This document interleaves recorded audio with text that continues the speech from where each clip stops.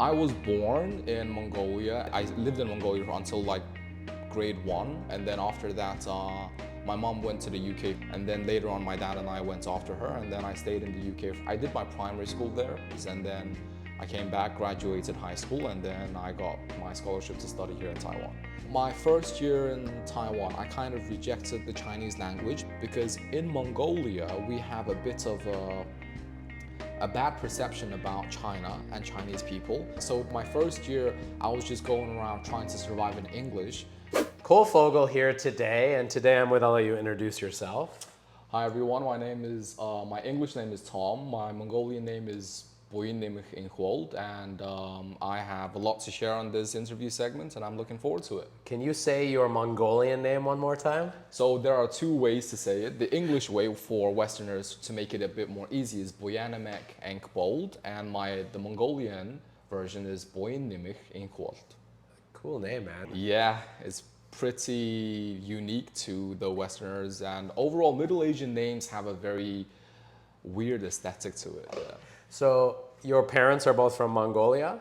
Yes, so I was born in Mongolia, and my parents are from Mongolia. My dad's mom, my grandmother, is actually a rural herder, and my mom is from one of the capital cities. I lived in Mongolia until like grade 1, and then after that, my mom went to the UK first to get her ACCA license, which is an accounting license. And then later on, my dad and I went after her, and then I stayed in the UK for about I did my primary school there, so for roughly 7 to 8 years, and then I came back, graduated high school, and then I got my scholarship to study here in Taiwan. Wait, so I want to go back to herder. That was your mom or your dad? My dad's family in general. Of what though? Of like horses, sheep, cows? So, okay, to educate you on this matter, the rural people or the herders in Mongolia, we have something called the 5 animals that we herd. So it can be dependent on the region you're staying, but the most common ones are sheep, goat, cattle, and horses. Crazy. And then camels are usually more common in the desert area. But my grandmother, she was more up in the forestry steppes and the mountainous region. So we mostly had yak and cattle, which is a bit of a different breed, and then goats and sheep and horses, yeah. My early childhood was in and out between the city and the countryside. So for kids who are in school, during the summer break or the winter break, if they have relatives who are in the countryside, their parents usually ship them off there for free daycare for 3 months or something. And it's also a way for them to get to know their culture and know their roots in a way. And I'll tell you quite a bit of a funny story. This is not from my recollection, it's from my dad's.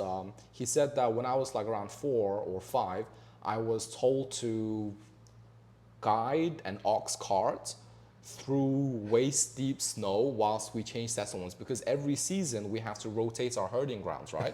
And I don't even remember this, but my dad was like, yeah, you had this type of upbringing when you were young.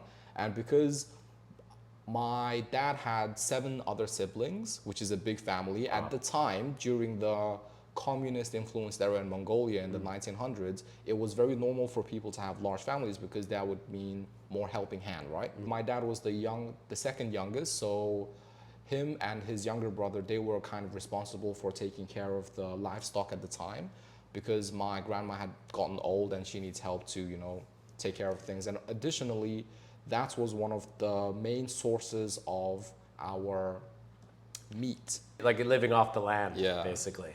And you know what? It's if you are from Mongolia, and then for men, it's usually, in the olden times, it was usually required of you to know how to slaughter or how to shed the skin of at least a sheep or something, because the wool that we get from the sheep or the skin of it, we can also try to sell it to get money as well. So during my first 6 years, until when I was 7 years old, I was in the city, and then during the summer times I would go back and stay with my grandma and so on. And then I was shipped off to the UK, right? And then when I came back to Mongolia, my dad was a bit more tougher on me because you lost your, that edge, you lost your identity in a way. So I'm going to ship you off to, because usually in high schools or in junior high schools, you're not kids themselves, they don't want to go back to the countryside because in most Asian countries, if you have tan skin, that means you're doing labor work, and then it's not very seen as an attractive Which is feature. like the opposite to North Americans. If you're tan, it means you have money to go on holiday. Exactly, but for us, it's the opposite. So because of that, like, oh, I don't want to go get tan during the summer. Dad, please come on. I want to stay hang out with my friends in the city. It's like, no, you don't even know how to ride horses. You don't even know. Go and learn how to be a real man or something. Because I was so westernized, and so my logical thinking or even the ability to speak the Mongolian language was very deteriorated because I lived in the UK for a while and I grew up there as well. So it was like his way of trying to erase the whitewash in a way, or the I got what you mean, the Western influence. So yeah, I didn't like that period. It was terrible, but I think Hold on. So you learned how to ride a horse, or tried to learn how to ride a horse. That would be a correct way. Are we talking like bareback? He wanted you to ride it bareback, or no, because, with a saddle? Yeah, we do have a saddle to make it more comfortable, but there's a certain small competition or a test of whether you're a true man or not. Like, for example, there are untamed young horses, right? And then once they grow up to a certain age and we want to start using them to ride it to, you know, herd the sheep or whatnot, we have to tame them. So usually the elders, they, you know, put their teenage boys on the back of the horse and to try to survive and see if you can last bareback. Bareback to tame them. In the very beginning, I was very terrified, right? And then I had a cousin who had stayed in this type of environment his whole life, and he was much more better than me. And every time, he'd be like, look at your cousin, he's doing this, he's doing that. And I'm just thinking to myself, man, we had different upbringings. It's not my fault. I fell off multiple times. I got kicked by a horse. I was bruised. Oof. And then one of the, I think, biggest memories when I came back to Mongolia to relearn the culture I'm from, we have something called a big migration. Okay, this sounds very cinematic in a way, but basically what it is if the herder family is living in a certain region, right, and then they want to relocate to a very faraway place, of course they can use a truck to move their yurts and houses over there, but then the livestock, those animals, they can't be shipped. It would be costly. So you have to herd them all the way there across mountains. Once my grandma got sick and she wasn't able to take care of it, and no one in the family was willing to take this responsibility, my dad took the reins and was like, do you know what, we're gonna hire a person to take care of these animals, but this person lives in this certain parts of the region, so we have to move all of them there. So you helped your dad herd? No. My dad put me there to go. He didn't help. He was just, it's like, okay, you're gonna leave from here, go there, follow your uncle and follow them, learn some life. I love your dad. And then I have mad respect for your father. I'm just saying. So I had to be on horseback or walk. At the time, I couldn't even ride a horse. So my dumbass was just walking with, besides my cousin, he was on a horse, I was walking. So we had to herd for like 7 days. So hours of walking. Yeah, just hours of walking, and then we would cook in just a rural area. It was basically like the very traditional Genghis Khan era type of thing. And then it was a wildfire cooking, and then we would herd the animals again and then take a quick break. But they went on to do it for 10 days. Yeah. I didn't last the 10 days. My dad came and picked me up on the 7th day to come back and check on me, like, how you doing? And I'm still picturing your cousin, the badass cousin. He was just laughing at me like, really? Are you sure you're a Mongolian person? Are you guys close? Like, do you still communicate with each other? I think we grew apart because I was abroad for a while. So and I just want to say one small thing. If he is watching it, I still hate you for leaving me stranded in that mountain range where I fell off my horse and you just grabbed it and ran off. I had to walk back home. That was a terrible 1 hour walk, but yeah. A 1 hour walk. He'd be laughing right now. Yeah. How old were you guys at this point? He was 14. I think I was 15 to 16. And one more funny story to share from my period in the countryside was like one time I was in this very fashion era, as every young kid was. And then I was growing out my hair and everything. And then my dad again was a bit pissed about that because he was like, you're getting too soft in a way. So one time, I came back during the summertime, forced, by the way, not willingly. It's like shipped back to the countryside, and then he buzz cut the middle of my hair like this while I was sleeping.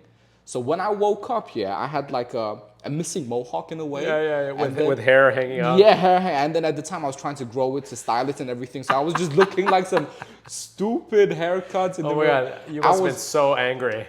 I cried. I did. I was Yeah, like, of course. oh my God. And I was 15 or 16 and that was a big blow. And then he's like, it's okay. I was intending to stay maybe like 3 weeks there, Yeah. But then he had plans to make me stay for 2 months. Yeah. So I couldn't go back to the city looking my like a God. bald head. Well, So you I had to was shave it all off. I had to shave it obviously. off. And it's like, it's okay. You'll have time to grow it out. Your dad's a badass. He was. Or was a badass. Yeah. At what point you moved to the UK? My mom went first to the UK to kind of arrange and settle down, and then just basically because she got her opportunity to get her ACCA license, which is an accounting license, and then after a year, my dad went after her, and then I grew up with my aunt for a while. Oh, interesting. You're in Mongolia. In Mongolia, yeah. And then after, when I was 7 years old, I went to the UK with my uncle, and then that's when I first arrived in the UK, and it was a very new experience, And then I arrived in London, and then everything was just so new, double-decker buses, the language change and everything. It was a bit chaotic, but it was a very exciting experience for me as a young kid. And then I was enrolled to a local Christian school, which was free tuition fee. They just accepted anyone. And were your parents Christian? They were not. They're Buddhist.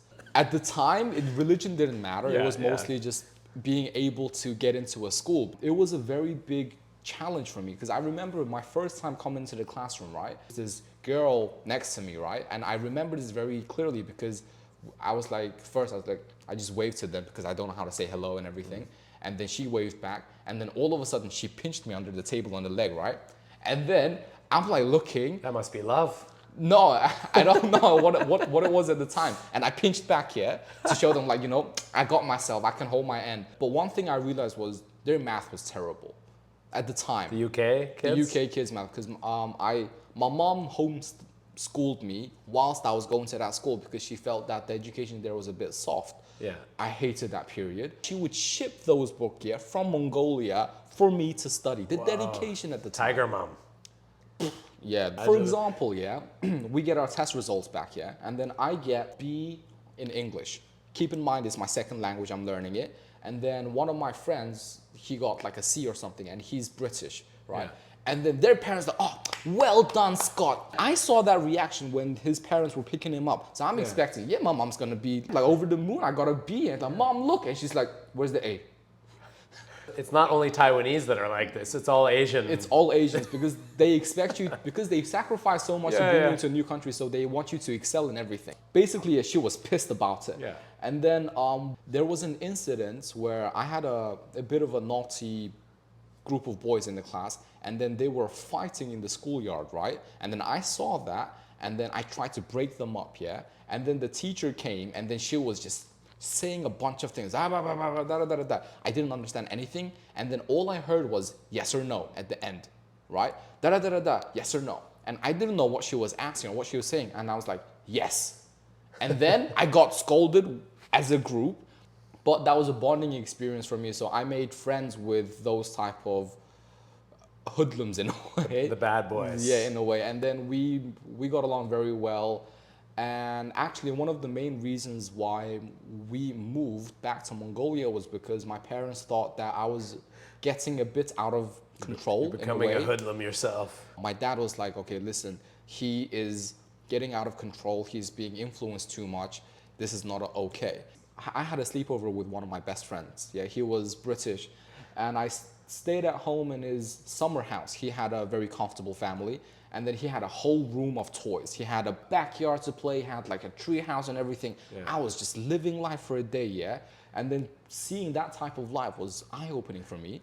And then I saw he got into it with his mom. He was like, oh, you need to clean your room. And then he's like, no, Mom, shut up, blah, blah, blah, blah, blah. And I was like, you can talk back to your mom like that? That's crazy.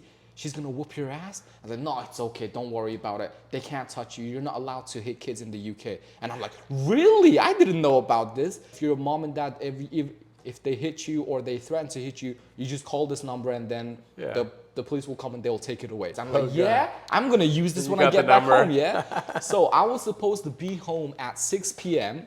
and I intentionally Showed up late? showed up late To see what your to mom see would what do? my mom and dad would Oh do. my So I God. went back around like 9. I come into the door late, and then my dad's like, "Where have you been? I told you to be here at 6." And I'm like, "Yeah, so what?" And then my dad's like, "Excuse me, come here for a second. Let me talk to you." And then I grumpily walk up to him, and then my mom's looking at me like, "What's wrong with you?"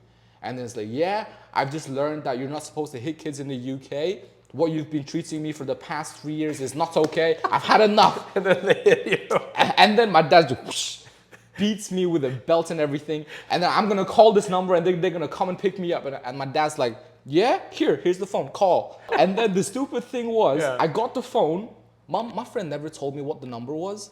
I didn't know what to dial. Yeah, So I was like, and then oh yeah, you're so smart to know about this, but you didn't think far ahead to know the number. And then yeah, that was a very bad beating at the time. I could imagine. But my time in the UK was honestly wonderful. I was very competitive, and I got head boy and prefect, and I won a lot of awards and everything. But those accomplishments were not enough for me to persuade my parents to stay in the UK, because that was my whole reason. I didn't want to go back. Okay, listen, I'm gonna listen to you guys. Like, I'll try to get my act together. Yeah. You see, I'm doing so well, accomplishing a lot. But also you were happy with your friends and your Yeah, lifestyle there, yeah, and it they were taking that away. So they made a decision to go back. We went back to Mongolia, and then I ended up entering this television show for high school students in Mongolia. Cool. It was sponsored by the education channel and on the public channel, on the pretty TV cool, show. huh? And then I won first place, and I was awarded the scholarship to study in Taiwan. Oh, that's With a what brought you to stipend. Taiwan. Yeah, so that was the reason why I came to Taiwan. I was very bummed, and it wasn't my first choice because I wanted to go back to the UK and study. I kind of didn't want to stay in Mongolia since I couldn't go back to the UK. It was a route out. And then I went to Taiwan and I did my bachelor's and my master's here, and I've been here for like 7 years. In Kaohsiung? In Kaohsiung, yes. Good city? Oh, lovely city. Chill, very friendly people, terrible weathers, too hot for me. It's so hot. My first year in Taiwan, I kind of rejected the Chinese language because in Mongolia, we have a bit of a bad perception about China and Chinese people. The reason being is that in Mongolia, we have a bit of a negative relationship with the people, China and Chinese people. Yeah. We see them as cunning, we see them as sly, we see them as people who can rip you off. We see the products that they made as bad quality and so on. There was a conflict, There's obviously, a conflict. between So China and Mongolia. Yeah, and there is a personal conflict in me. Like, do I want to learn this language that I was kind of educated or drilled into me saying to reject it, right? So my first year, I was just going around trying to survive in English, which made it difficult for me to kind of get into, to be absorbed into the local culture and to the university. And I was not showing up to class. I was just hanging out with my foreign friends, and my group of friends they were exchange students. So they come to Taiwan for a semester or a year, but I come to study here for 4 years. So our priorities are a bit different, but as an 18-year-old kid who didn't know anything, it was just, oh, let's go out, let's have fun. And then I wasn't showing up to class, and I lost my scholarship in my first year. I'm just picturing your father. And the sad thing about it was my dad passed away in my first semester. In November, Sorry to hear that. He had a car accident, and my dad passed away. I had to go back to Mongolia to attend his funeral, and that was a wake-up slap for me. I have to be realistic. Okay, I have my mom and my younger brother and sisters to take care of and everything. I need to start working and everything, and I had just lost my scholarship. So my mom had to use my dad's funeral money to pay for a semester's worth of tuition fee here, which was a gutted feeling for me. Of course, and I was like, I disappointed my dad so much. So I came back, and then I was just a completely different person. Wait, so did you lose the scholarship when your dad was still alive? He passed away in late November, and then I got my scholarship announcement that I lost it in January. So thankfully he missed that part, right? I think I redeemed myself because after that that slap of reality, I came back and then I just aced it everywhere. I ended up doing a lot of proactive things at my university, at my department. I co-founded a magazine for students to have an outlet to publish their research work. Cool. I created an interview segment for international students to expose them for the Taiwanese people to understand, people from different countries have different life, because whilst my time in Taiwan, I say, oh, 我是蒙古人. Oh, you're from outer Mongolia. So how did you come to Taiwan? Yeah. Did you swim here? Do you ride horses?